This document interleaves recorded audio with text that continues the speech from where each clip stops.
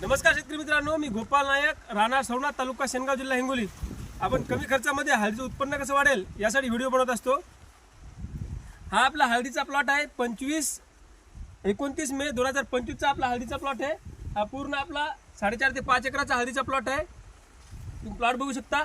आपण कमी खर्चामध्ये हळदीचं उत्पन्न कसं वाढेल यासाठी व्हिडिओ बनवत असतो।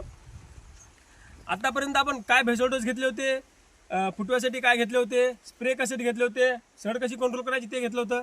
आता आपण हळदीची फुगवण कशी होईल, म्हणजे जेणेकरून आपली कांडी पूर्ण लांबेल आणि बुंदा पूर्ण मजबूत होईल, जे की आपल्या हळदीला वेट येईल, त्यासाठी आपल्याला एक ड्रिचिंग घ्यायची आहे।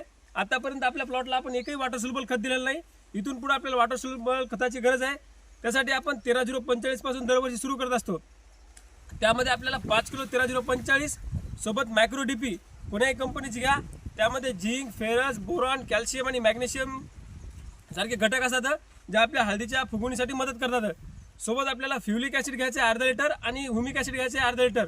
हे पूर्ण याची ड्रिचिंग पूर्ण मिक्स करायचं आहे आणि 200 लिटर बॅलरमध्ये पूर्ण आपल्या हळदीला ड्रिचिंग करायची आहे, जेणेकरून आपल्या हळदीची कंदाची साईज आहे ती खूप जास्त प्रमाणात वाढेल आणि आपल्या उत्पन्नात भर होईल। अशा नवीन व्हिडिओसाठी आपल्या इंस्टाग्राम पेजला फॉलो करा आणि गरजूवंत शेतकऱ्यापर्यंत हा व्हिडिओ पोहोचवा। धन्यवाद।